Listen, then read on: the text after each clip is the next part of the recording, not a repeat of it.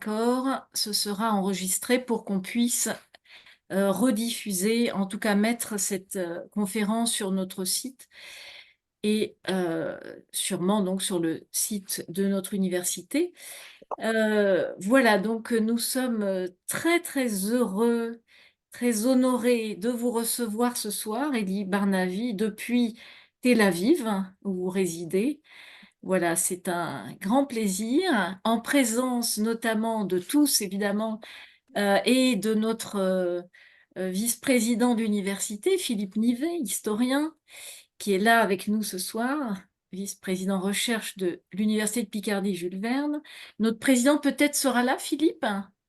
Il Il- m'a dit à midi qu'il essaierait de se connecter, enfin qu'il D'accord. essayait de se libérer pour se connecter. Donc, je pense que Bon, sa chef de cabinet l'a inscrit, mais je ne sais pas quel était son emploi du temps en début de soirée. Donc, d'accord, on l'accueillera alors peut-être tout à l'heure. Et en présence donc de mes deux coéquipières, donc Isabelle de Mecnem et Martine Benoît. Isabelle qui prendra la parole tout à l'heure pour vous poser des questions.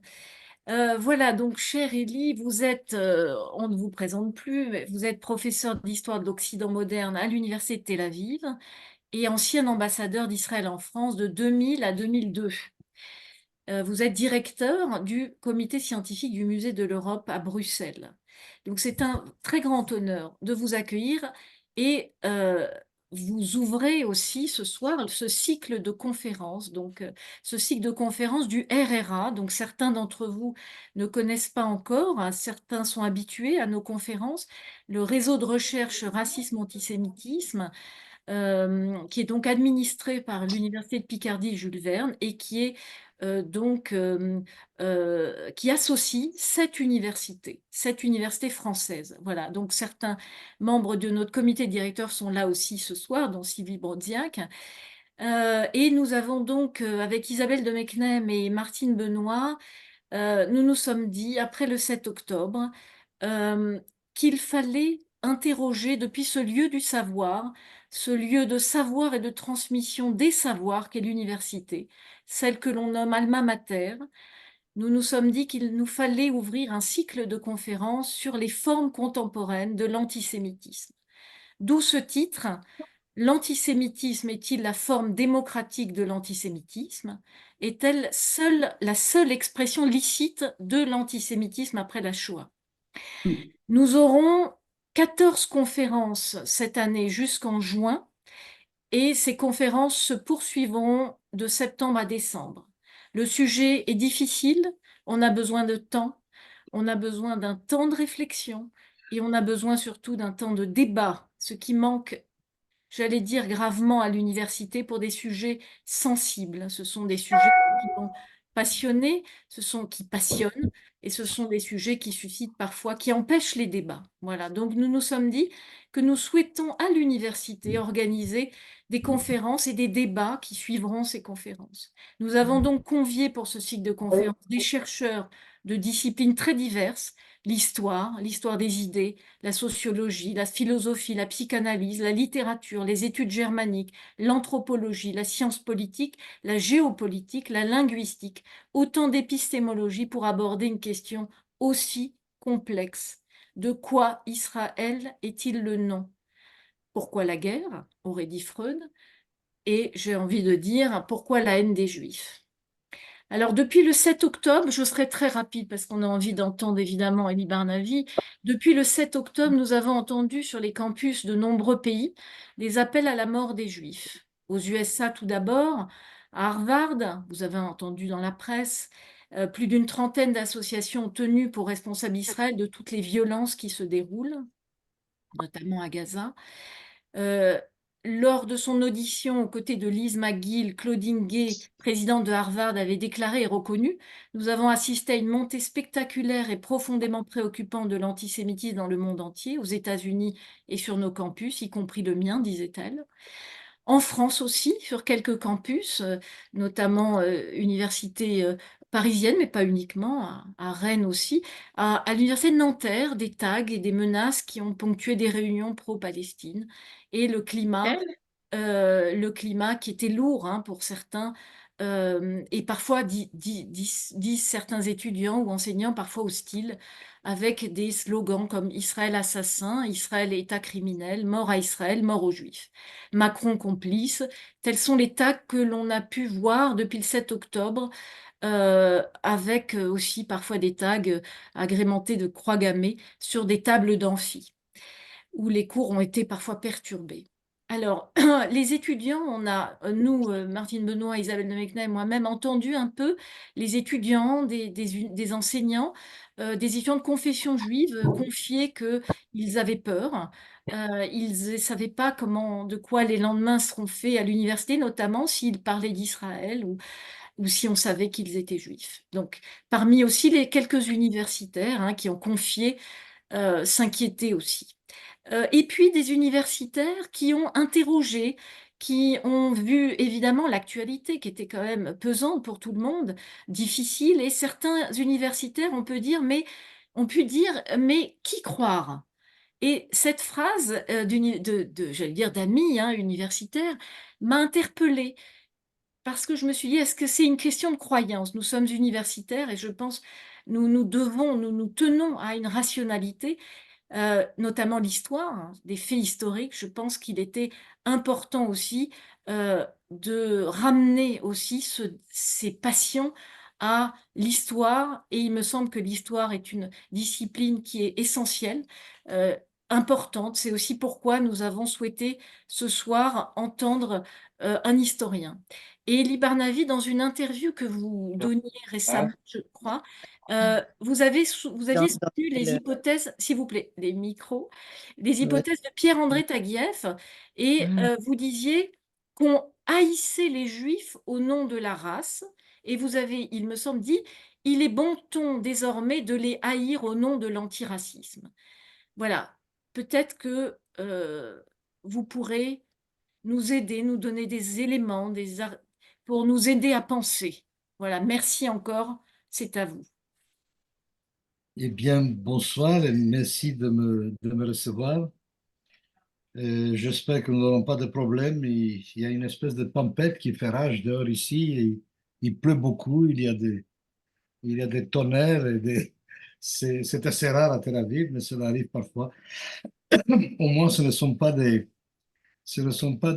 sirènes qui annoncent des bombes. Je suis prêt à prendre tous les tonnerres et toutes les gerbes d'eau qu'on voudra bien m'envoyer, pourvu que ce ne soit pas des alertes de bombes.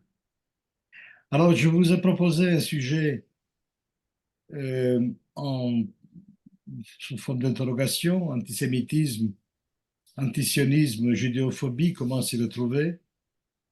Et ce que je m'apprête à faire, c'est vous proposer une série de définitions en guise d'introduction, une introduction peut-être euh, à l'ensemble de votre cycle, mais aussi d'abord, bien entendu, pour le débat que je suppose nous ne manquerons pas d'avoir ici à la suite de ma causerie. Alors, l'antisémitisme est un phénomène historique. Hein. Je commence par une banalité, par une évidence d'un phénomène historique.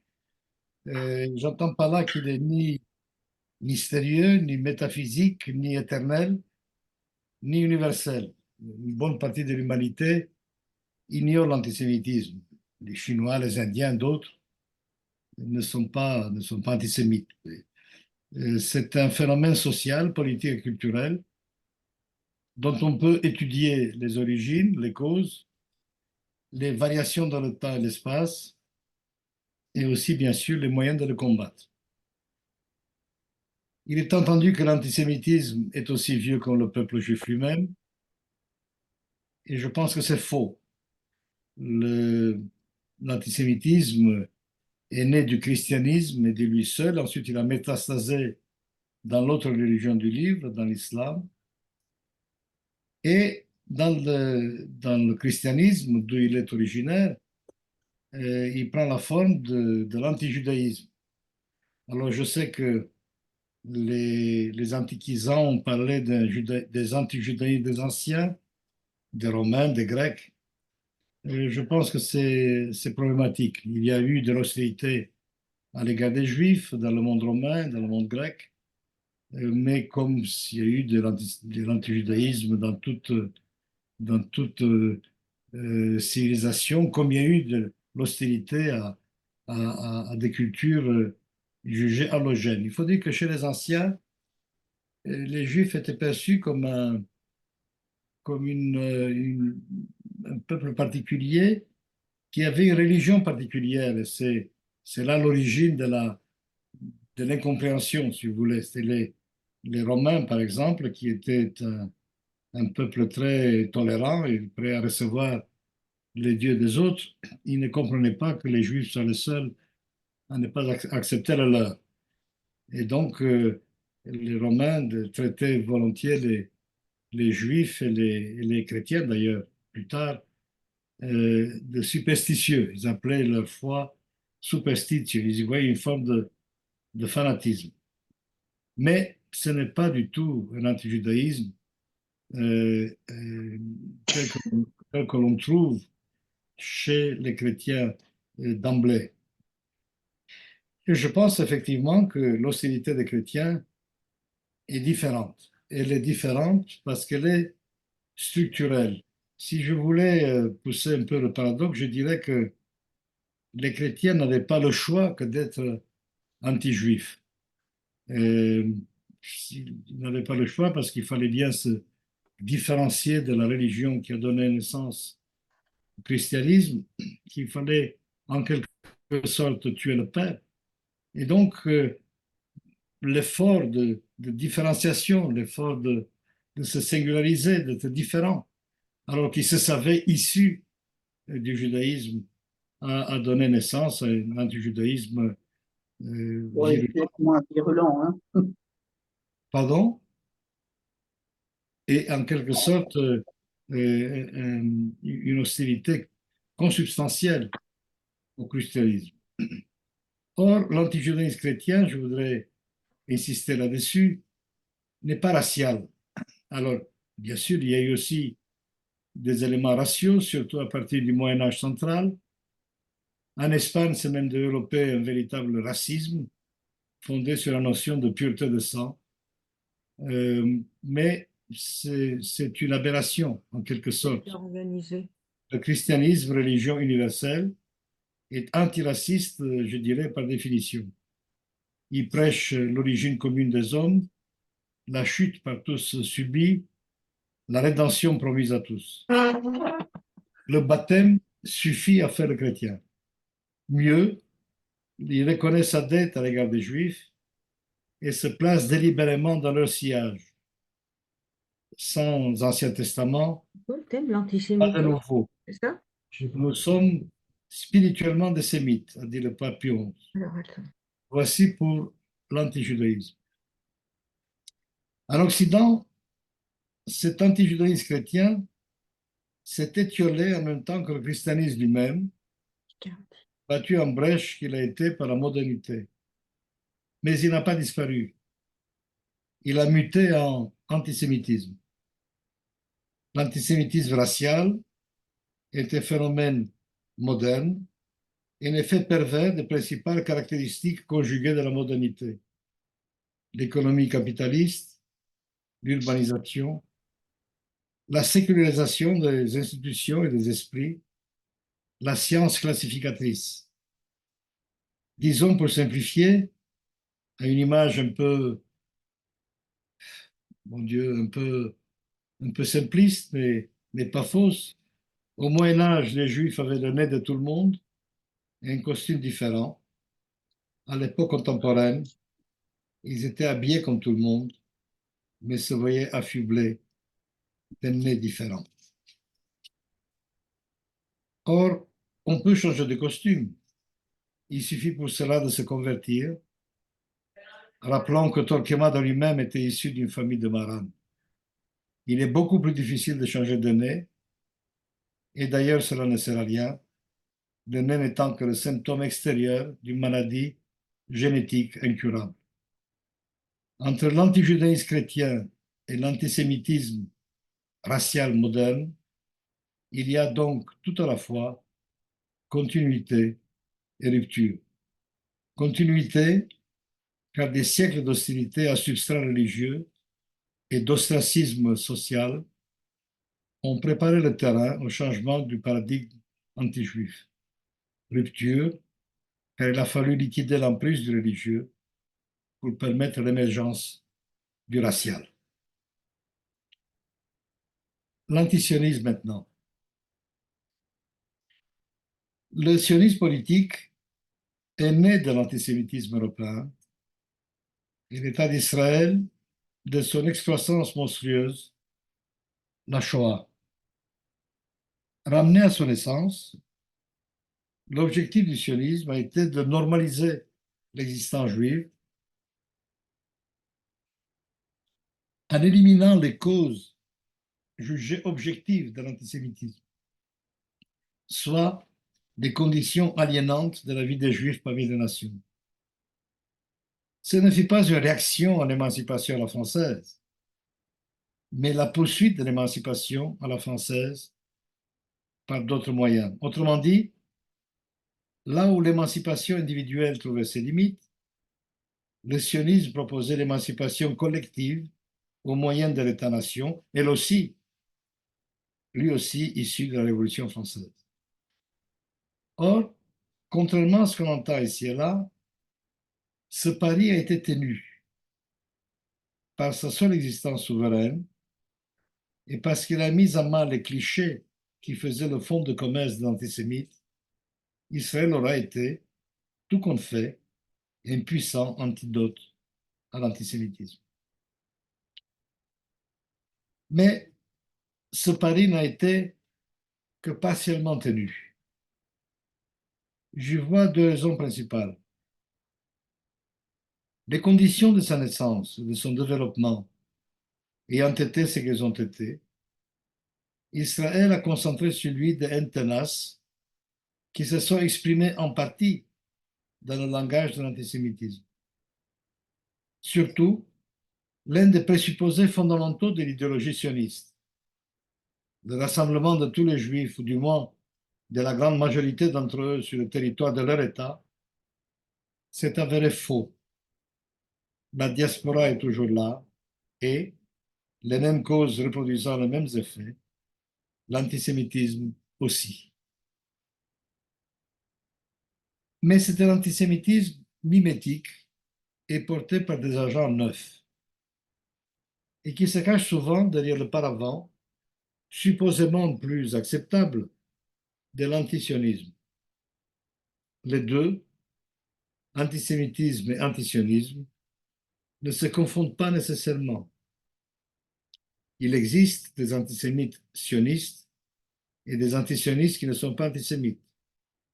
Les juifs ultra-orthodoxes, par exemple. Après tout, tout antisioniste n'essentialise pas les juifs en tant que tels et ne cherche pas à les tuer ou à les chasser de la communauté nationale. Mais s'ils ne se confondent pas toujours, ils se confondent souvent. Cependant, il faut insister sur ce que l'antisionisme, antisémite ou pas, a d'absurde. Avant la création de l'État d'Israël, l'antisionisme avait un sens. On pouvait se déclarer hostile à la solution nationale du problème juif et lui préférer l'une des autres idéologies qui travaillaient les masses juives d'Europe. L'autonomisme culturel des bundistes, la révolution mondiale, le libéralisme, autant de voies émancipatrices proposées par la modernité.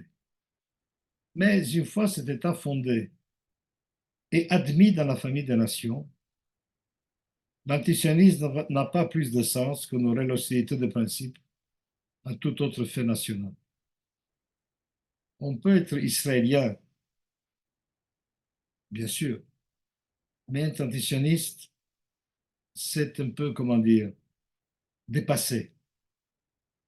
Voilà pourquoi, malgré toutes les précautions d'usage, l'antisionisme idéologique se distingue difficilement de l'antisémitisme. La Palestine libre du fleuve à la mer est un slogan éradicateur. Ce qui nous mène à la judéophobie, thème popularisé par Pierre-André Taguieff, pour rendre compte de nouvelles formes de l'antisémitisme contemporain. Là, je dois dire que ce n'est pas tout à fait une nouveauté sémantique. Le premier, à ma connaissance, qui a parlé de judéophobie a été un médecin juif d'Odessa, Léo Pinsker, dans un petit livre intitulé Auto-émancipation, publié en 1882 dans la foulée des terribles pogroms de l'année précédente. Alors, de quoi s'agit-il? Je cite Taguieff. Il s'agit selon lui d'une nouvelle vision anti-juive, dont le noyau dur est constitué par l'antisionisme radical et démonologique. Dans ce nouveau cadre idéologique, les juifs ne sont plus diabolisés en tant que sémites, mais en tant que sionistes. Fin de citation. En effet, l'antijudaïsme chrétien est moribond et l'antisémitisme traditionnel a beau relever la tête, les deux restent marginaux, du moins en Occident, où l'antisémitisme n'est plus une force politique et sociale significative.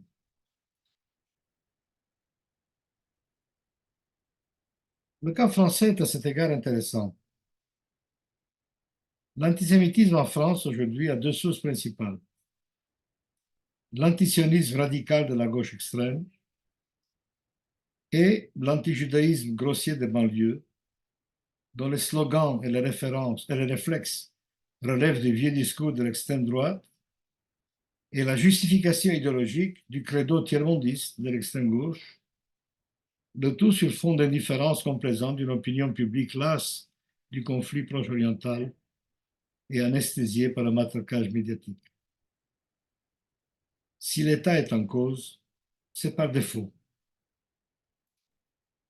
Michel Vinocq, dans un très bon livre intitulé La France et les Juifs de 1789 à nos jours, paru aux éditions du Seuil, écrit, je cite, la culpabilité post-vichiste a laissé place à la culpabilité post-coloniale. La minorité musulmane, sur laquelle les insulteurs de juifs, provient principalement des trois anciens départements d'Algérie. À l'humiliation coloniale séculaire, dont les ascendants furent victimes, s'est ajouté le drame de la guerre d'Algérie. Enfin, une discrimination de fait concernant l'emploi et l'habitant a fait de ces minorités comme des exclus. L'antisémitisme, du coup, a cessé d'être l'étendard des nationalistes français en mal d'identité. Il est devenu l'expression de la révolte des victimes de l'homme blanc. C'est ainsi que des Français, ni juifs ni musulmans, ont pu renoncer à l'impératif catégorique de l'après-Auschwitz de jamais laisser un acte antisémite sans réplique pour prêter l'oreille aux maladresses des révoltés, fruit des œuvres perfides du colonialisme français. Alors, j'étais aux premières loges au début des années 2000 pour assister aux manifestations de cet antisémitisme-là, puisque j'étais ambassadeur en pleine intifada, première intifada, et que j'ai vu comment cette haine d'Israël et des Juifs se traduisait dans les faits. J'ai même essayé de jouer un petit rôle en plaidant auprès de mes amis français au pouvoir qu'il ne fallait surtout pas laisser passer ces actes. Si vous voulez, dans le débat, je pourrais vous en dire plus. Alors, il y a plus. Comme l'a très bien dit Alain Finkielkraut dans un essai intitulé Au nom de l'autre, réflexion sur l'antisémitisme qui vient, publié chez Gallimard en 2003, ce que les progressistes reprochent désormais aux Juifs, ce n'est plus d'être différent, c'est de vouloir le rester. C'est un formidable renversement, si vous voulez, de perspective. C'était l'antijudaïsme de la bonne conscience et des bons sentiments, un antijudaïsme d'inclusion au nom de la grande famille humaine dont les Juifs sont censés faire partie, mais à laquelle on les juge rétifs. Dans cette perspective, les faits et gestes du gouvernement d'Israël ne sont plus imputables à ce seul gouvernement, ni compréhensibles et éventuellement condamnables dans un contexte politique et militaire donné. Ils sont consubstantiels à la nature même de l'État hébreu et de la communauté juive qui le soutient. Et, comme les agents actifs de ce nouvel antisémitisme sont les laissés pour compte de la société, ils méritent la sympathie ou du moins la compréhension des esprits éclairés. Que tout le monde en France ne communique pas dans cette idéologie béate, c'est l'évidence. Mais c'est cette minorité qui, issue de l'extrême gauche groupusculaire et altermondialiste, donne largement le ton, jusqu'à mordre désormais sur la gauche parlementaire et au-delà sur la société civile, Église, syndicats, obédience franc-maçonne, ONG.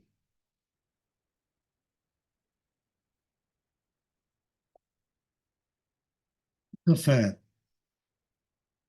Eh bien, comprendre d'abord, ne pas tout confondre, ne pas se tromper d'époque et comptabiliser la moindre manifestation d'hostilité comme une résurrection des années 30 du siècle passé, ni toute critique du gouvernement d'Israël comme une preuve d'antisémitisme.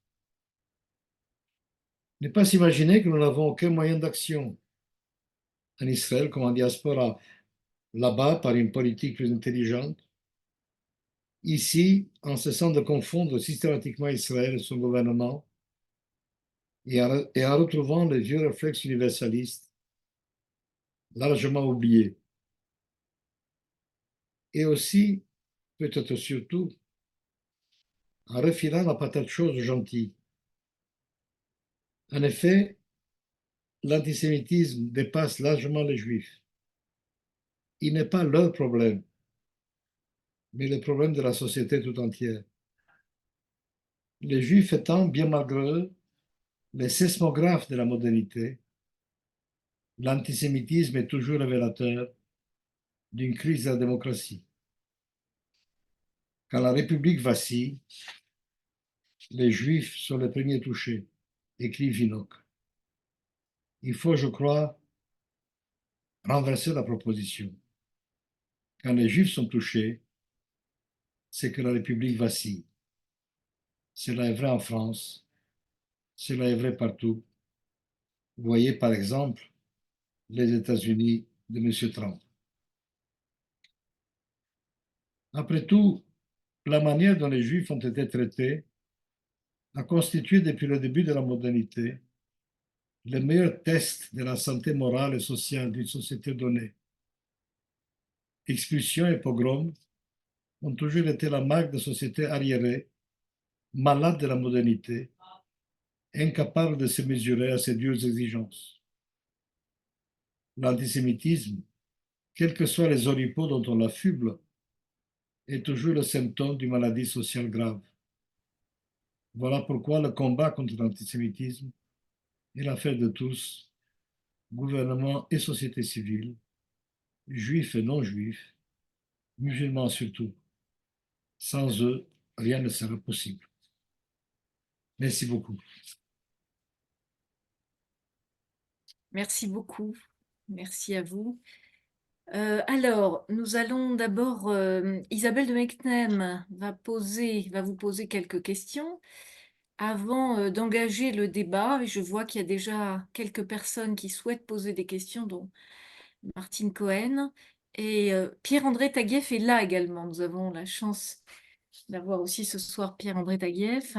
Voilà. Isabelle, tu veux...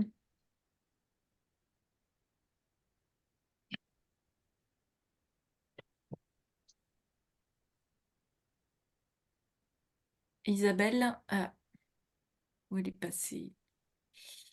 Qu'elles sont froides, si on dit sans chauffage avec du cidre.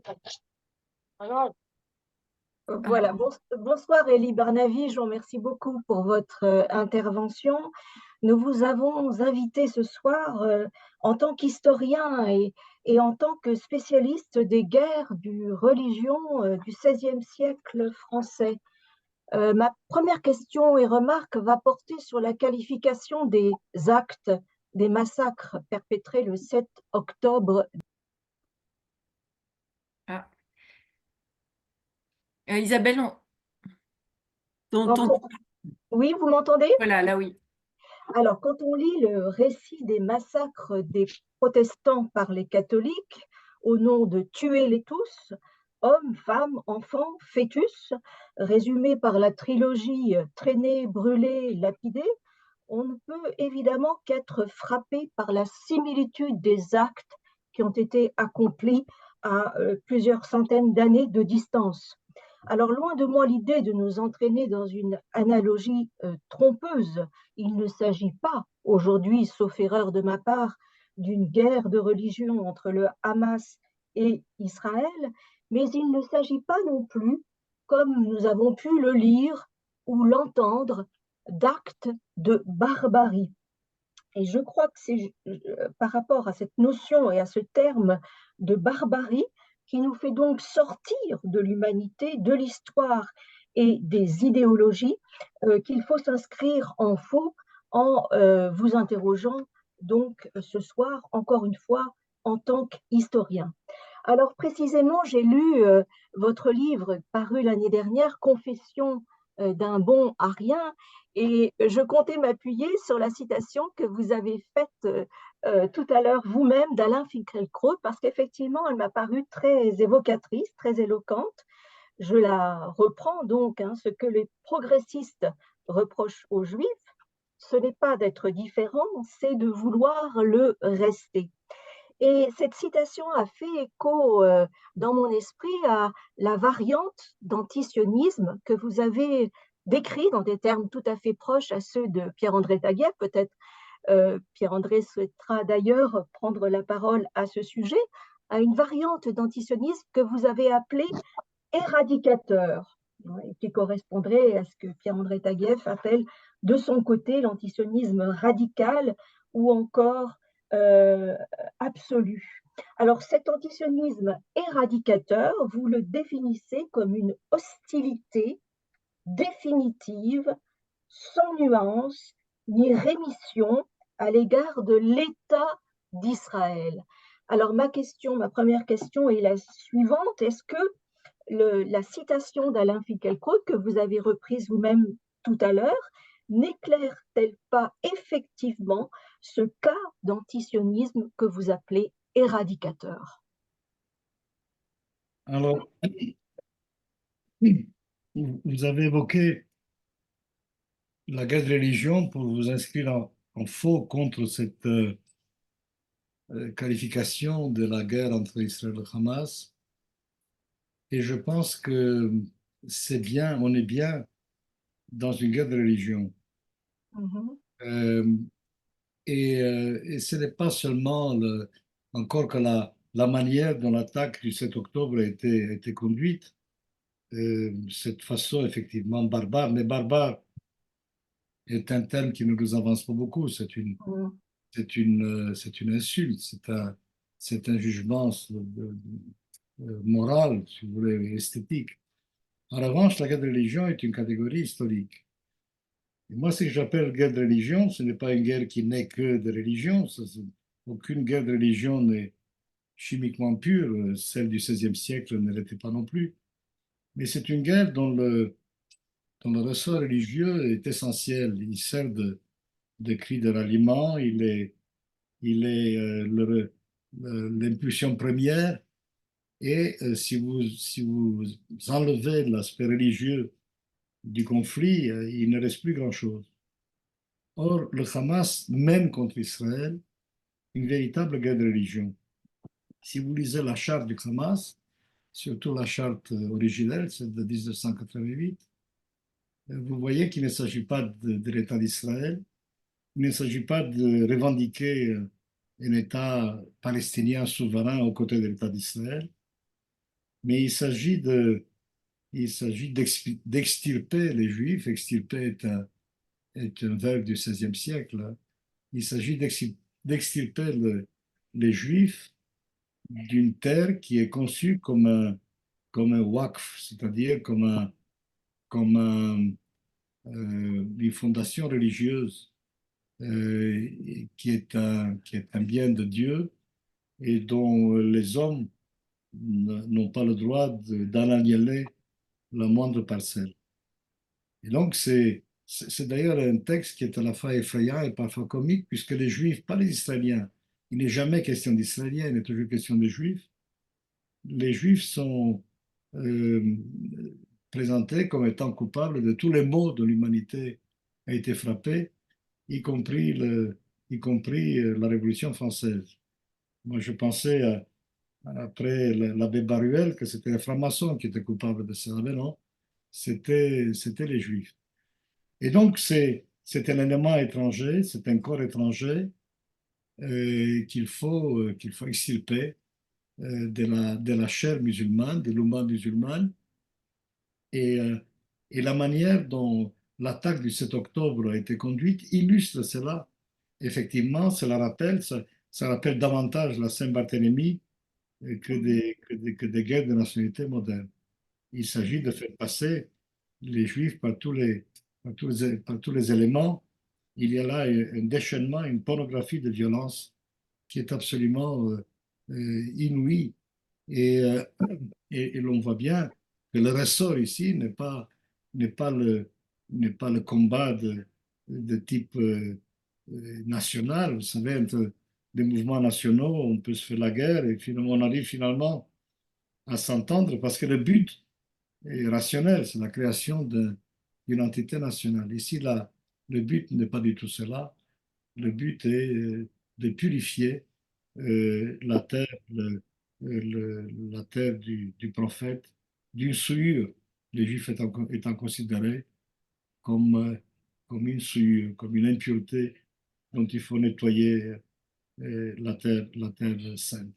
Et donc, nous sommes en présence de la religion, et j'ajouterais qu'il y a en face, il y a aussi des gens, des mouvements qui voient dans le combat d'Israël contre le Hamas, mais aussi contre l'ensemble du peuple palestinien, comme une guerre religieuse. Ce sont les fondamentalistes juifs. Il y a deux partis qui sont au pouvoir d'ailleurs, et dont la conception du combat que nous menons contre nos ennemis est parfaitement symétrique à celle défendue par le Hamas. Et donc voilà, je pense que, et je suis persuadé qu'en Occident, on perçoit très mal cet aspect-là parce que l'Occident a perdu depuis des siècles la notion de guerre de religion, ne conçoit plus. C'est pour ça qu'on refuse généralement euh, de voir, de constater cet élément et on cherche à trouver à à la violence islamiste des causes rationnelles, sociales ou économiques, ou l'humiliation post-coloniale, ou tout ce que vous voulez. Voir cela comme c'est, n'est-ce pas, que s'il s'agit d'une violence d'essence religieuse, est quelque chose de très désagréable, de quelque chose qui est très mal supporté en Occident, parce que l'Occident vit depuis 5 siècles sous le signe d'une sécularisation constante et qui a abouti finalement à l'expulsion du religieux de l'espace public. Toutes les difficultés, non seulement à comprendre le conflit du Proche-Orient, mais à comprendre ce qui se passe en Europe même, n'est-ce pas? La difficulté à défendre le principe de laïcité, la tentative de trouver des excuses rationnelles à la violence islamiste, c'est quelque chose dont l'Occident devra bien se débarrasser. Sinon, il a connu déjà des moments très difficiles, mais il en connaîtra d'autres peut-être plus difficiles encore. Merci beaucoup. Alors, est-ce que quelqu'un souhaiterait prendre la parole? Je crois qu'il y a Martine Cohen. Oui, merci Céline. Ma question va dans le prolongement de celle qui a précédé, et surtout de votre réponse, cher Elie Bernavi. Je précise que je fais partie des associations JCOL et La Paix Maintenant, qui sont des associations qui tiennent autant qu'on peut à une définition politique du conflit, avec l'idée d'une solution politique sur la base de peuples, deux États. Mais je crains, pour prolonger un tout petit peu votre réflexion, je crains que je ne sais pas trop dans combien de temps ou si on risque d'aller vers une vraie redéfinition avec les forces au pouvoir en ce moment entre des ultra-fondamentalistes, des fondamentalistes israéliens d'un côté et le Hamas de l'autre côté, qu'on arrive finalement, je crains qu'on arrive finalement à une redéfinition religieuse du conflit. Et je crains beaucoup cela. Mais ça, c'est une première remarque pour entrer en jeu. Et l'autre, Laissez-moi juste réagir à je cela. peux juste continuer parce que c'est Oui. en lien complètement avec ma réflexion. Parce que je ne sais plus qui disait chargez-vous de mes ennemis, je me charge de mes amis. Mes amis, les amis des fondamentalistes israéliens, en l'occurrence, c'est les évangéliques d'un côté, et de l'autre côté, donc des religieux qui veulent aider à détruire les mosquées pour pouvoir construire le troisième temple.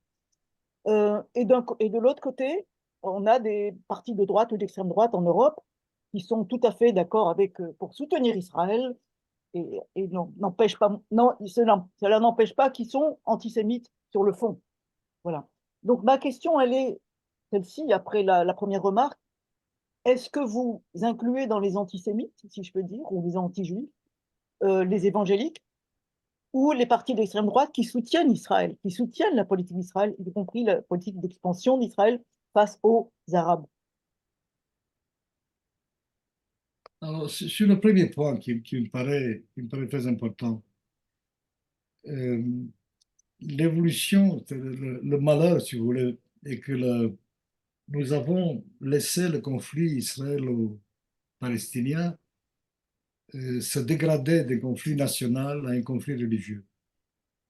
C'était à l'origine, grosso modo, hein, c'est encore une fois, rien n'est chimiquement pur, mais grosso modo, c'était un conflit entre deux mouvements nationaux qui se battaient pour le même bout de terre et la logique du combat voulait qu'en fin de compte, on s'entende à couper la part en deux, à diviser la terre pour pouvoir créer deux États-nations.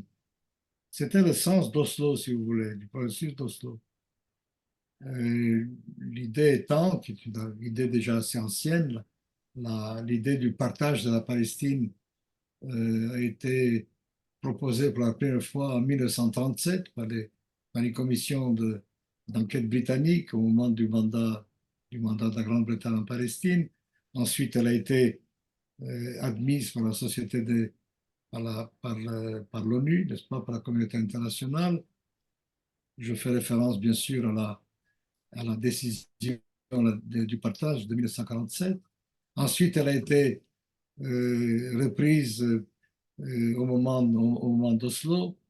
Et donc, la logique nationale voulait qu'on aboutisse à un compromis.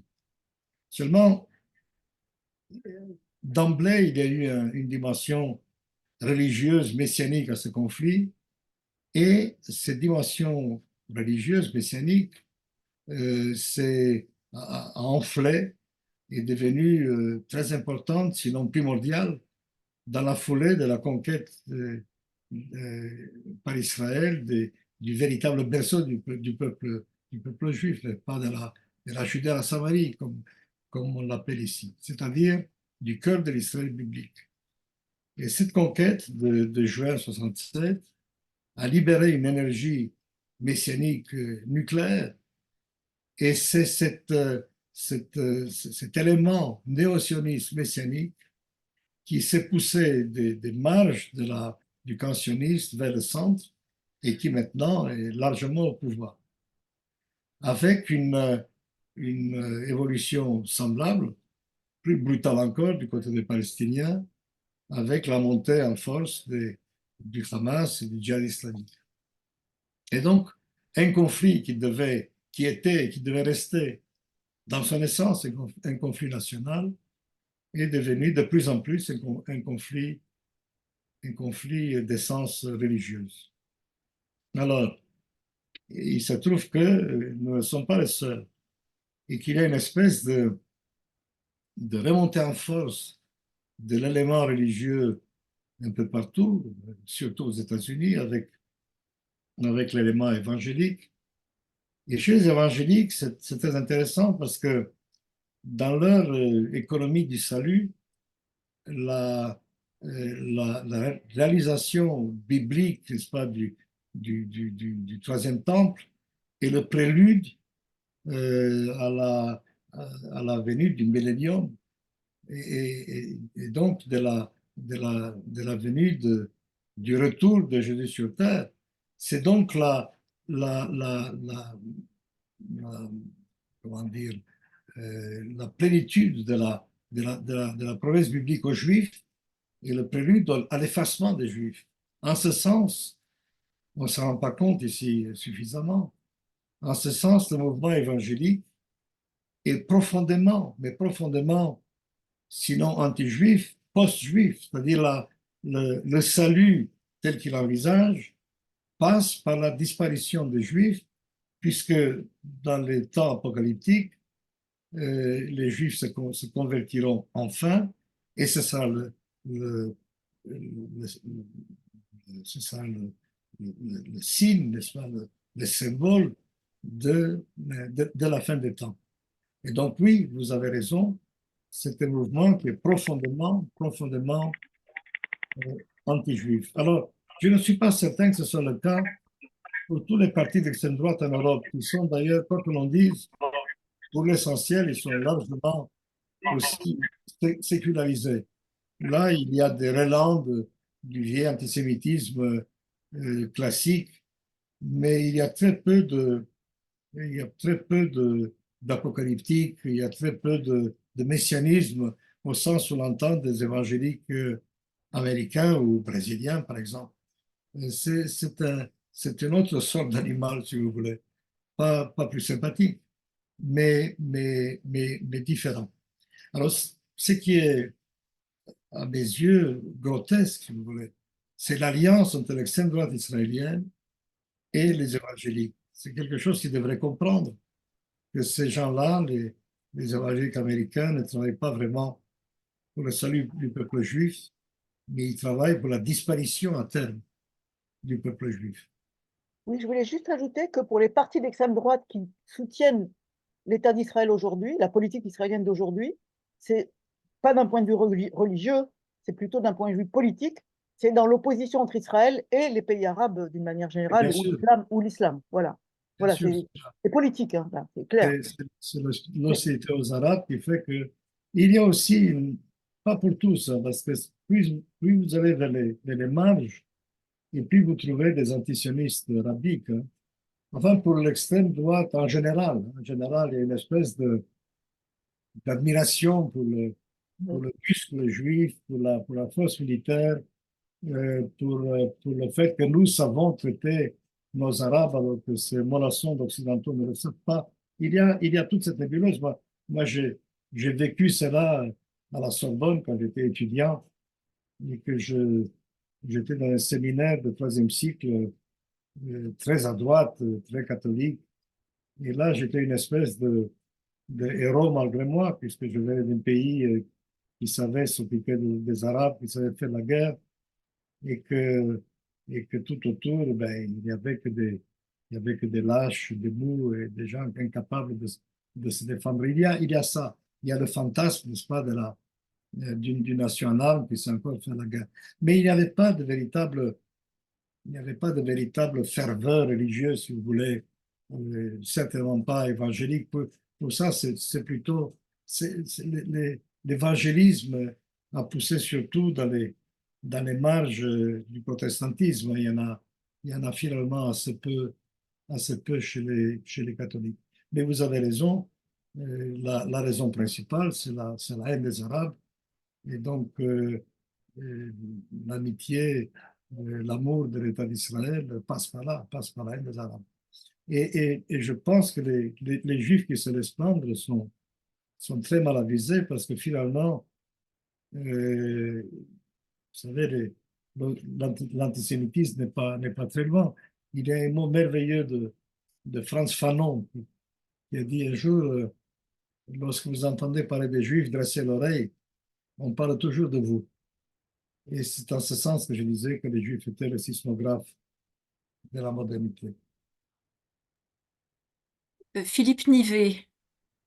Reprends cette phrase de Frantz Fanon. Attends, Martine. Attends, si je termine, Céline. Pour l'inverser, pour dire aux Juifs, cette fois-ci, la change. Quand on parle des Noirs ou des Arabes, du mal des Noirs ou des Arabes, tends l'oreille, c'est de toi qu'on parle au final. Voilà, je suis complètement d'accord avec vous. Merci Céline. On va laisser la parole donc à Philippe Nivet.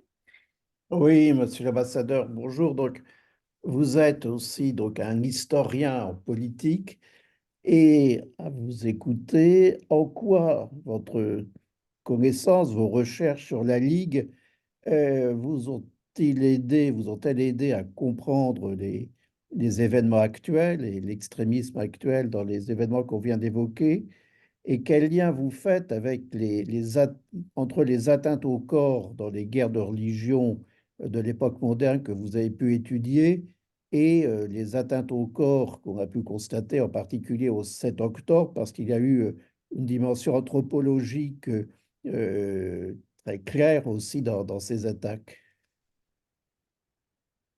Oui, tout à fait. Vous savez, moi, j'irai plus loin. Si je choisis ces spécialités, la religion radicale, les guerres de religion en France, notamment en France au XVIe siècle, c'est parce que je sentais confusément que cela nous pendait au nez en quelque sorte, que ça allait arriver chez nous. Je sentais croître la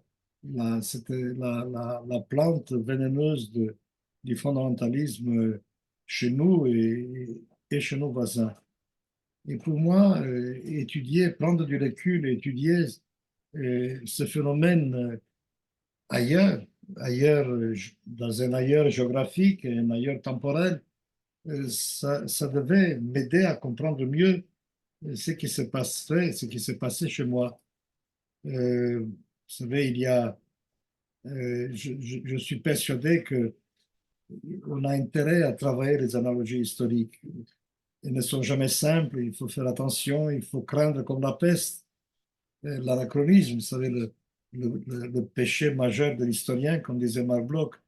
Mais en même temps, il faut aussi partir du principe que les hommes sont des hommes partout où ils sont et à n'importe quelle époque, et que souvent on retrouve des structures mentales, sentimentales, affectives, semblables d'une culture à l'autre, d'une époque à l'autre.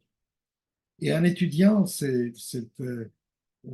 phénomène de religion et en étudiant le fondamentalisme juif et le fondamentalisme musulman, je me suis aperçu des structures très, très semblables. Et moi, j'aime beaucoup raconter que lorsque j'ai publié mon premier livre, qui était tiré de ma thèse en Sorbonne, je l'ai appelé le Parti de Dieu. Le Parti de Dieu, c'était cette ligue radicale, la Ligue des 16, dans le Paris des années 80 du XVIe siècle, et qui était, à mon sens, c'est ainsi que je l'ai compris, que je l'ai décrit, c'était le premier parti révolutionnaire moderne à tendance totalitaire. Parti politique avec des institutions très révolutionnaires, très anti-monarchiques, vraiment qui est allé très loin, bien avant que les Anglais aient eu leur propre mouvement, les Levelers et d'autres, les ligueurs ont fait cela. Et je l'ai appelé donc le Parti de Dieu, et c'était très peu de temps avant que le Hezbollah ne fasse son apparition dans le sud du Liban, et Hezbollah en arabe veut dire le Parti de Dieu. C'est exactement la même appellation. Alors, vous parlez de la manière dont on a traité les corps. J'ai fait allusion tout à l'heure. Effectivement, c'était une explosion de violence qui, pour moi, rappelait tout à fait la guerre de religion. C'est souvent dans les guerres civiles, d'ailleurs, religieuses ou pas, que vous trouvez euh, les violences les plus paroxystiques. Mais ici, il y avait aussi une dimension, une dimension religieuse, une dimension rituelle.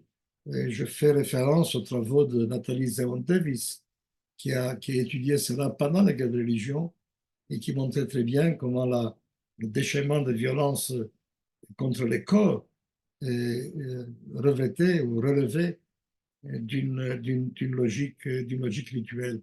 Et je retrouvais ça immédiatement, d'emblée, dans la manière dont l'attaque du 7 octobre s'est produite et qui était tellement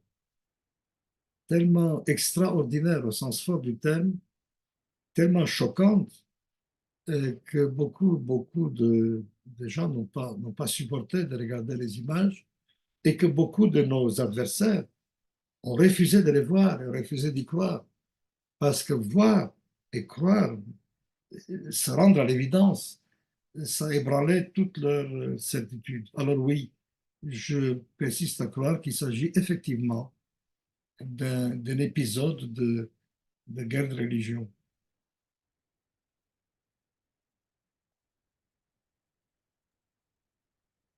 Qui souhaite poser une question?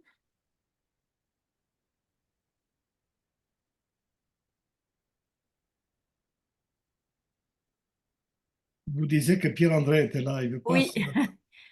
Pierre-André?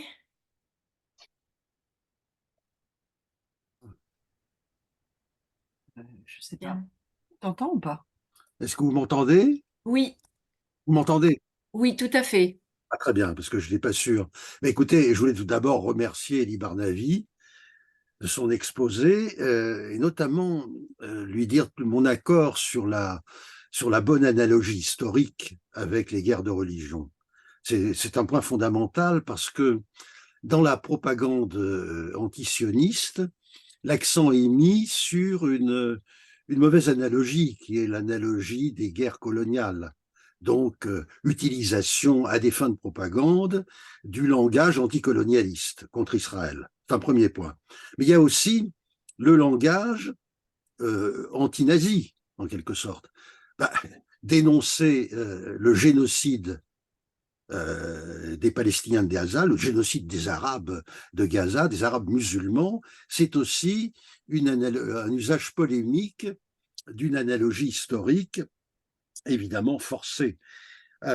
Donc je pense que là, ce sont là des masques ou des moyens de diversion face à la réalité d'une action djihadiste, au fond. Parce que c'est quand même le djihad qui est au centre de l'action du Hamas. Ce n'est pas une action anticoloniale au nom des valeurs universelles et au nom de la libération du genre humain.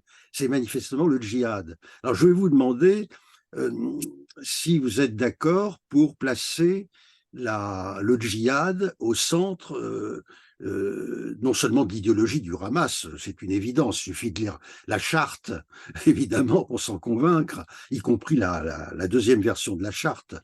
Mais est-ce que ça peut expliquer les difficultés, comment dire, qu'éprouvent les Israéliens à vouloir gagner à tout prix cette guerre en détruisant le Hamas ou disons son appareil militaire? Parce qu'avec le djihad, on n'en a jamais fini. Oui,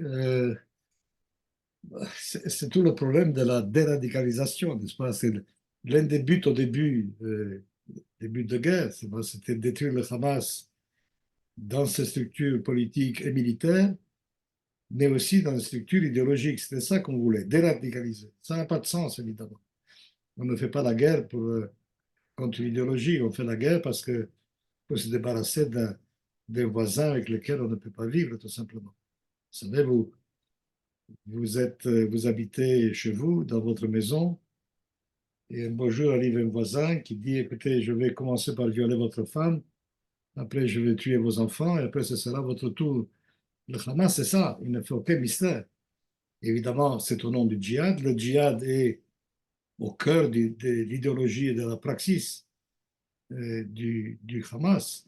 Mais nous, on n'est pas là pour détruire l'idéologie. Enfin, du moins, moi, je ne suis pas là pour détruire l'idéologie. Peut-être qu'il y en a qui se font des illusions. Je suis là pour détruire l'appareil politique et militaire aux côtés duquel je ne peux pas vivre. Je suis là pour changer la situation politique et militaire sur un territoire voisin. Et donc, si j'y parviens, c'est tant mieux. Le problème, c'est que je n'y parviens pas tout à fait. Mais ça, nous entrons dans une autre dimension. Je n'y parviens pas pour des raisons politiques. Militairement, j'y parviens très bien. Contrairement à ce qu'on lit ici ou là, les coups que nous portons au Hamas sont terribles. Le Hamas souffre. Il est largement démantelé, aussi bien dans ses structures militaires que politiques. Mais nous savons bien, depuis Clausewitz, que la guerre est la continuation de la politique par d'autres moyens. Or, comme nous ne faisons pas de politique, la guerre ne va nulle part. Nous tournons à rond. D'où le papier que j'ai publié dans Le Monde il y a quelques jours pour dire, bon, il est peut-être temps d'arrêter les frais parce que la guerre commence à se faire comme s'il était son propre but. Pourquoi? Parce que le gouvernement que nous avons est incapable de concevoir excusez-moi, de concevoir une issue politique à cette affaire. Alors, nous sommes ici sur deux plans, si vous voulez. Il y a le plan militaire, et il y a le plan idéologique, et il y a un plan qui n'existe pas encore, qui est le plan purement politique. Les Américains y travaillent, mais nous, pour l'instant, nous n'y sommes pas encore. Qu'est-ce qu'on fera après avec l'idéologie? Parce qu'il faudra bien s'en occuper aussi. Eh bien, il faut espérer qu'en changeant la situation politique, en ayant un horizon national pour les Palestiniens, un début de paix, peut-être qu'on arrivera aussi à chevaucher ce tigre-là, le tigre islamiste. Mais ça prendra du temps, ça sera difficile, ça va coûter encore du sang, et je ne sais pas si on peut être très, très optimiste à cet égard. Mais c'est que je pense que ce qui est faisable, à mon sens, c'est, comment dire, aménager le conflit de telle manière à ce qu'il puisse être vivable, c'est-à-dire et qu'il puisse ouvrir un horizon dans lequel on puisse aussi parvenir à une forme de paix des esprits et des cœurs.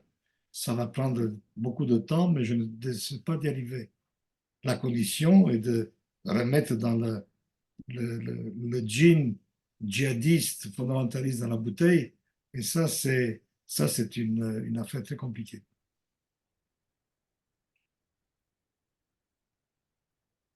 Alors, je lis quelques questions. Ou alors, vous voulez, c'est Daphné Chancelier, vous voulez poser votre question?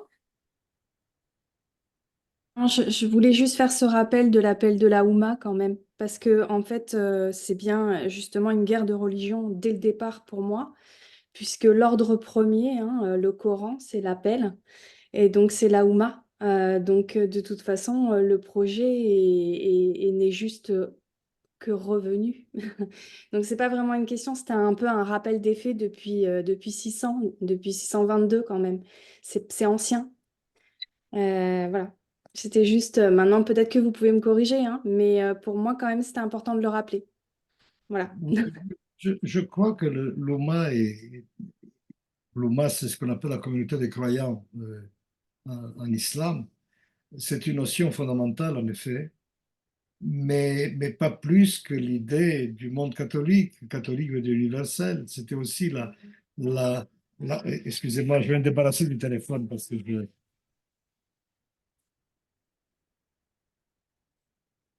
Yes.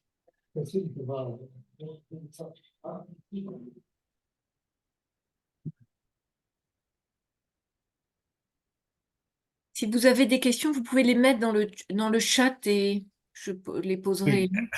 Alors, excusez-moi. juste pour rappel quand même, parce que je me présente un petit peu, mais en fait, je suis Solidarité cet octobre. Donc, vous voyez, le sujet, nous, on le porte à bras-le-corps et on le porte en fait sur la régulation des flux sur les réseaux sociaux, vous voyez. On s'occupe de toute la propagande, on s'occupe de beaucoup, beaucoup de choses. Et c'est pour ça, en fait, que moi, je vous interpelle parce que le problème des frères musulmans, il n'est pas anodin. Et c'est bien l'appel de la Oumma qui est revenu. Non, non, je suis tout à fait d'accord. Mais je veux dire, là, vous savez, l'Oumma musulmane est un principe fondamental, mais c'est aussi un idéal. Et c'est un idéal qui est battu en brèche par l'État intermusulman. Et l'État intermusulman est hostile à l'Oumma, y compris d'ailleurs les États fondamentalistes comme l'Arabie Saoudite. Ils ont compris, ils ont vu ce que ça donnait. Donc, si vous voulez, les pays où les faits musulmans sont les plus durement réprimés sont les États, les États euh, sunnites euh, qui sont dirigés par des hommes forts, comme l'Égypte, par exemple, comme la Jordanie. Ceux-là sont dans dans une Louma fantasmée, mais en fait, ils n'y sont pas du tout. Ils sont hostiles à cette notion-là. Donc, je veux dire, nous ne sommes pas menacés par une possibilité réelle d'une reconstitution de l'Oumma musulmane qui n'a jamais existé. Même au début même au début de l'islam, au 7e, au 8e siècle, même là, l'Oumma était un rêve, un but, un objectif, un idéal, mais ça n'a jamais été une réalité. Donc on peut travailler, nous travaillons, c'est Israël a signé la paix avec des voisins arabes. Cette paix tient bon, elle est froide, mais elle tient bon malgré tous les soubresauts de la géopolitique régionale. Et on était, avant le 7 octobre, on était à la veille de signer un accord de normalisation avec l'Arabie Saoudite, qui, quand même, en matière de fondamentalisme et d'Oumma, ne le cède à personne. Ils étaient très prêts, ils étaient très demandeurs. Alors, le 7 octobre a arrêté cela, a gelé les tentatives de normalisation, mais encore en ce moment, ils disent qu'ils sont toujours intéressés. Seulement, maintenant, ils exigent une espèce un progrès dans la voie du règlement du problème palestinien. Donc, vous savez, moi, je suis le dernier à mépriser l'idéologie. Je pense que l'idéologie est quelque chose de très important. Et j'ai un vieux contentieux avec l'école dite réaliste en relations internationales que je trouve moi complètement irréaliste parce que les soi-disant réalistes ne voient pas que les, les, les hommes sont mus par des affects, par des passions et que le réalisme a des limites. Mais il ne faut pas non plus aller à l'autre extrême. Il y a tout de même des intérêts, il y a il y a l'idéologie d'un côté très importante, mais il y a aussi des intérêts qui n'ont rien d'idéologique. Et nous voyons bien comment ces deux-là s'imbriquent difficilement. Ils ont du mal à vivre ensemble. Et je pense que nous avons beaucoup de travail à faire, nous, Israéliens, pour permettre de dépasser l'idéologie, la passion religieuse. C'est faisable. Alors, ça, c'est un débat qui est compliqué, qui est long. Je ne sais pas si vous voulez qu'on rentre là-dedans. C'est faire un peu de politique rationnelle et nous n'y sommes pas. Nous n'y sommes pas, certainement pas du côté palestinien, mais même chez nous, nous sommes loin du compte. Pour autant, juste pour terminer, on ne peut pas quand même retirer tous les actes terroristes qui existent depuis très longtemps, avec ce qui s'est passé pour moi avec le 7 octobre aussi. Il ne faut surtout pas les ignorer. Dieu sait qu'on est en train d'essayer d'y répondre. Je pense que je pense que le terrorisme islamiste est un problème israélien, mais aussi mondial. Et je pense que l'Occident a fait preuve de beaucoup de naïveté et de faiblesse à cet égard. Il fait encore preuve de faiblesse. Et à un sens, cette faiblesse est consubstantielle à la démocratie. Vous savez, il y a une contradiction de fait entre les exigences d'une société démocratique libérale et les besoins de se défendre. C'est très compliqué à faire. Moi, je suis par exemple partisan d'une approche beaucoup plus dure. Je pense que c'était la manière dont on a accueilli les musulmans en Europe a été erronée. Non pas qu'il ne fallait pas les accueillir, mais il fallait imposer à tout candidat à l'immigration en France ou ailleurs en Occident un contrat civique, un contrat de comportement, d'acceptation d'un certain nombre de règles de civilité dans la société où ils arrivent. On ne l'a pas fait. On l'a pas fait. On a fait d'énormes erreurs. Vous savez, moi, j'ai publié il y a quelques années un petit livre que j'ai appelé Les religions meurtrières, où j'essayais de montrer comment il aurait fallu s'y prendre pour que ce problème ne soit pas aussi douloureux. Et on s'aperçoit avec effarement qu'il y a encore des imams, ça va un peu mieux, mais il y a encore des imams qui prêchent la haine dans des mosquées en France. Ça ne devrait pas être possible. Mais ça, c'est de la... Je ne vais pas m'immiscer, vous savez, je ne suis pas français. Vous faites ce que vous croyez bien faire en France.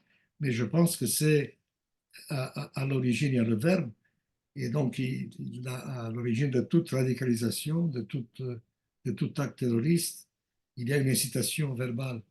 Et je pense que c'est l'une des erreurs les plus tragiques de l'Europe a été de permettre cette prise de parole-là. Euh, et euh, j'ai bien suivi ce qui passait en Grande-Bretagne, par exemple, c'était extraordinaire.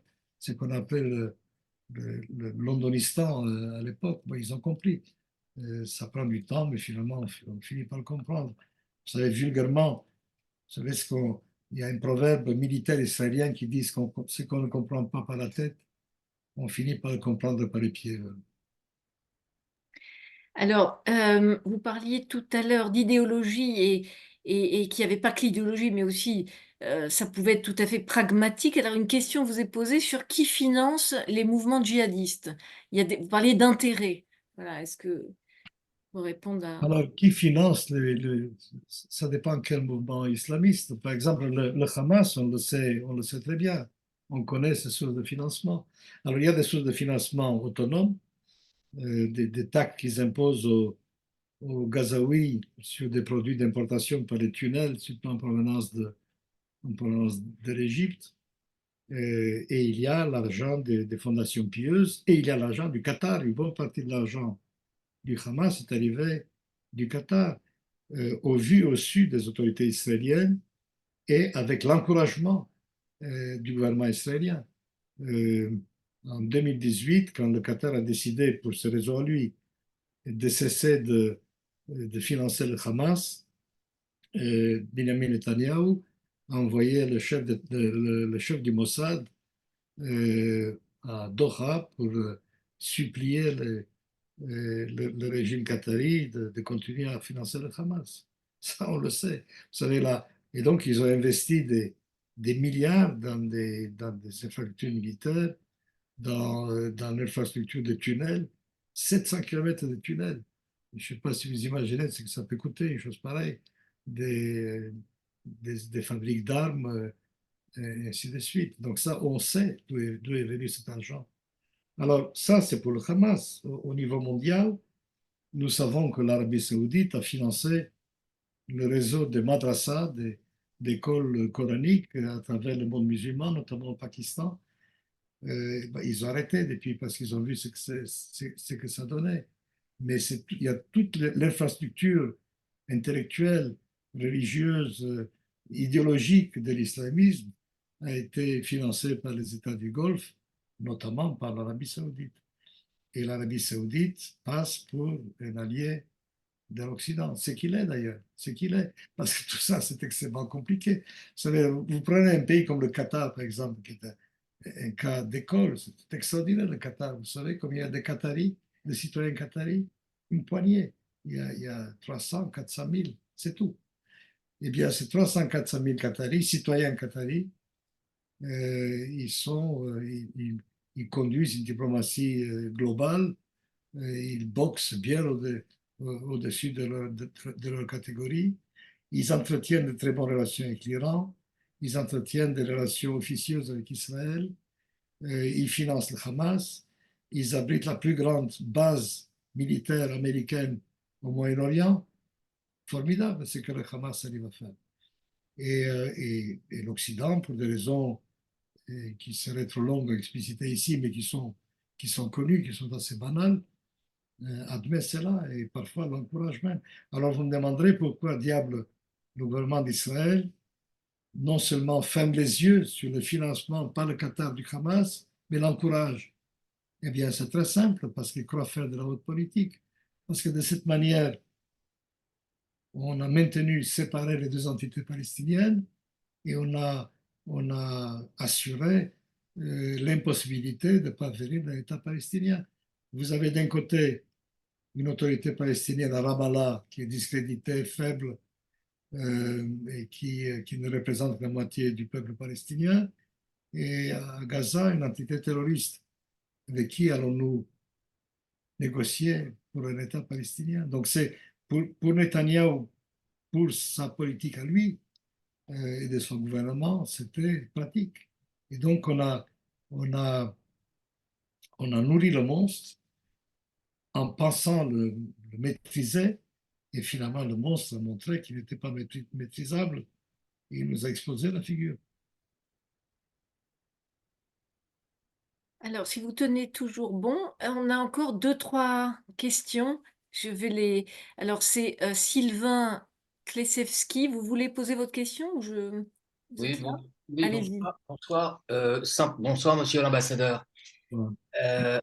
Une question me taraude, c'est le wokisme qui a déferlé dans les universités américaines, mais pas seulement, ici en France aussi. Bon, nous sommes à Lille, mais à Lille aussi, il existe à Paris, il existe ailleurs. Les étudiants sont très perméables à ce courant qui partage le monde entre les dominants et les dominés, et qui pense peut-être de bonne foi que les Israéliens sont les dominants, donc sont coupables, sauf que ce sont demain des décideurs. Et c'est toute la frange intellectuelle ou celle qui est en train de se préparer à prendre les commandes des pays dans lesquels ils étudient aujourd'hui, qui demain seront au pouvoir, et ils seront nourris finalement à une certaine forme de rejet, si ce n'est pas de haine, de l'État d'Israël. Donc la situation est ce qu'elle est aujourd'hui, mais demain, parce que ces jeunes-là seront des adultes responsables et qu'ils excluront Israël du champ de leurs préoccupations, ça m'inquiète beaucoup. C'est inquiétant, objectivement. Alors, il y a plusieurs éléments de réponse. D'abord, le sûr n'est jamais sûr. Le pire n'est jamais sûr. Vous savez, les maoïstes de notre jeunesse, finalement, la plupart sont devenus des bourgeois bédonnants tout à fait qui se situent quelque part entre le centre gauche et le centre droit. Et donc, on peut espérer que quelque chose comme ça va se passer avec ces gens-là aussi. C'est moins sûr, vous me direz, pour des raisons qui seront trop longues à exposer ici. Alors, il y a, à votre question, il y a une dimension mondiale hein, qui n'est pas seulement israélienne, c'est le décévellement de toute une jeunesse, et pas seulement la jeunesse d'ailleurs, ce sont leurs maîtres. Quand vous lisez certains articles ou certaines déclarations de sociologues français, puisqu'il semble bien que c'est la sociologie que se concentrent beaucoup de ces poètes, et vous dites, mais de quoi parle-t-il? C'est-à-dire, il y en a même qui disent que la vérité objective n'existe pas et qu'au contraire, il faut faire de la subjectivité le cœur de l'enseignement. Il y a une idéologie comme ça. Et donc, comme vous avez bien dit, la séparation, division du monde en dominant et dominé, et surtout l'assignation à résidence identitaire. C'est ça qui est terrible. Tout universalisme est suspect. Et donc chacun s'enferme dans sa coquille identitaire. C'est la tribalisation de l'humanité, c'est l'incapacité d'atteindre quelque solidarité humaine que ce soit. C'est effectivement épouvantable. Alors, ça a une incidence directe sur Israël, puisqu'Israël est perçu comme un pays de blancs. En plus, il y a le problème palestinien, donc c'est une société coloniale. Il est évident qu'Israël est une société coloniale, donc nous sommes évidemment du côté du mal. Tout ça est peint d'une couche d'ignorance, d'une épaisseur absolument incroyable. Les gens ne savent rien. Vous savez, ils crient la Palestine libre du fleuve à la mer. Vous leur demandez, mais quel fleuve et quelle mer? Ils ne savent pas. Moi, il y a longtemps, un jeune professeur invité à l'Université de Montréal, à l'époque où 68, 15 ans plus tard, arrivait au Canada. Et, et j'ai vu ces gens-là à l'œuvre, c'était incroyable. Je leur demandais combien y avait-il d'Israéliens, et j'ai eu l'estimation qu'il y avait de 120 millions, 180 millions. Quelle était la superficie d'Israël? On avait droit au Canada ou au moins au Québec. Enfin bon, voilà, les gens ne savent pas. Et je me souviens avoir pris une feuille, je ne sais pas, vous vous souvenez, à une époque où l'Albanie était la Mecque des révolutionnaires du monde. Vous vous souvenez de ça? L'Albanie, comme très important, l'Albanie, c'était Tirana, était la capitale de la révolution mondiale. Et donc, il y a une jeune fille, une jeune étudiante qui distribue des tracts pro-albanais à Montréal, l'Université de Montréal, vous vous rendez compte? Et je demande à cette jeune fille, mais c'est où ça, l'Albanie? Elle me dit, je ne sais pas, moi, au Proche-Orient, non? C'est-à-dire, il faut aussi compter sur ça. Il faut compter avec une école qui fait mal son travail, avec une université qui fait mal son travail, avec toutes des jeunes qui ne lisent plus un journal, mais qui se nourrissent du fleuve d'immondices des réseaux sociaux. Et vous avez avec ça un tableau épouvantable. Alors, tout ça c'est pour dire que ça va mal, évidemment, mais on ne fait rien non plus en Israël pour aider. Quand vous voyez le gouvernement d'Israël à l'œuvre, évidemment, il alimente aussi ces choses-là. Alors, il y a beaucoup de travail à faire. Vous savez, nous tous qui sommes là, qui sommes des intellectuels, des professeurs, nous avons encore la chance, je suppose, de vivre et de travailler dans des institutions qui nous laissent encore nous exprimer. Mais il y a des institutions où des gens comme nous ne peuvent plus s'exprimer du tout. C'est-à-dire qu'on en est là, c'est-à-dire que l'université, au lieu de rester, c'est qu'elle a toujours été depuis le Moyen-Âge, c'est-à-dire un centre de libre examen, de libre discussion, d'opposition frontale entre des idées, entre des opinions. Et je vous rappelle que dans les facultés de théologie du Moyen-Âge, on avait le droit de poser comme question pour une disputation l'inexistence de Dieu. On vous laissait faire parce que c'était, évidemment, il fallait aboutir à la conclusion que Dieu existait. Mais enfin, la question pouvait être posée. Allez dire maintenant que le genre peut se comprendre pas forcément comme eux l'entendent. Et là, vous verrez comment vous serez traité. Enfin, vous le savez mieux que moi. Donc là, de ce point de vue-là, nous vivons une triste époque d'écervellement intellectuel et de terrorisme intellectuel, il faut bien le dire, c'est-à-dire une espèce de mépris pour le débat libre, pour les idées, pour la nuance, pour la compréhension de l'autre, pour la lecture tout simplement.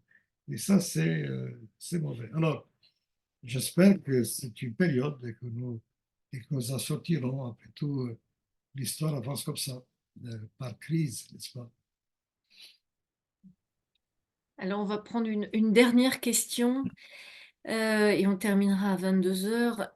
Françoise Lozac, vous posez la question Que risquent Israël et les Israéliens aujourd'hui?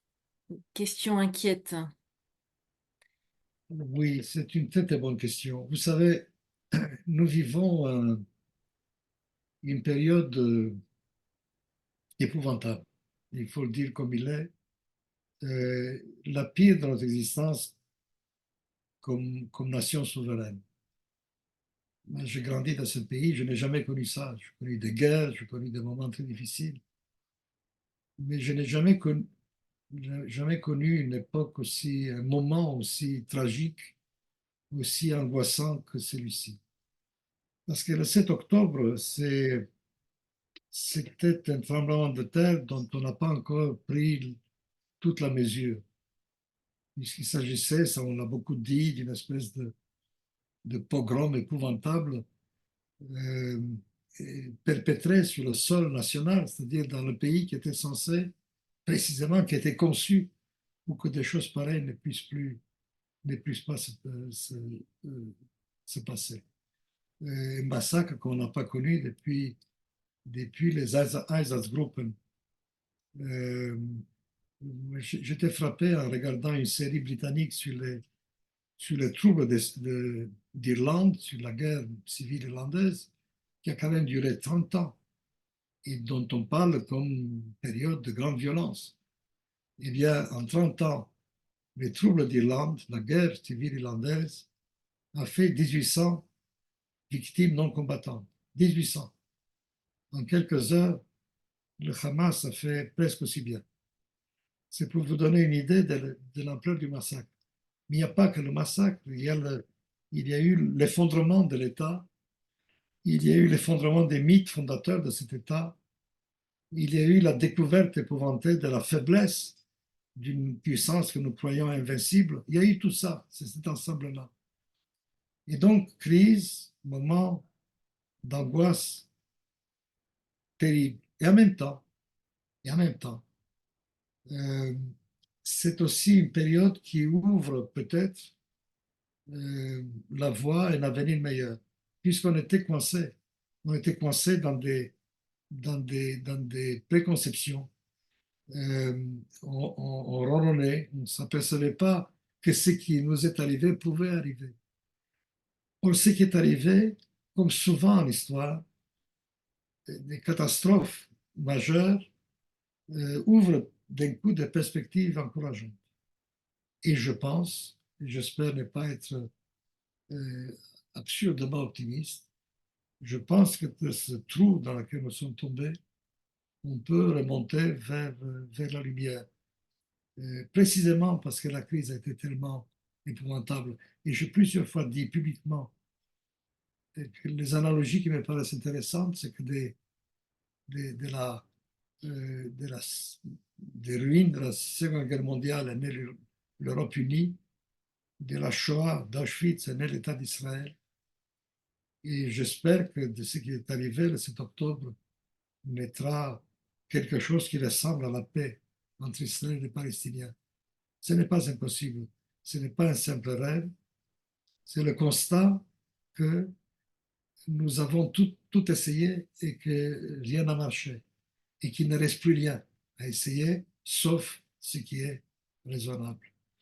Et comme disait si bien Abba Eban, le ministre des Affaires étrangères israélien, il avait coutume de dire que les nations ne se résolvent aux solutions raisonnables après avoir essayé toutes les autres.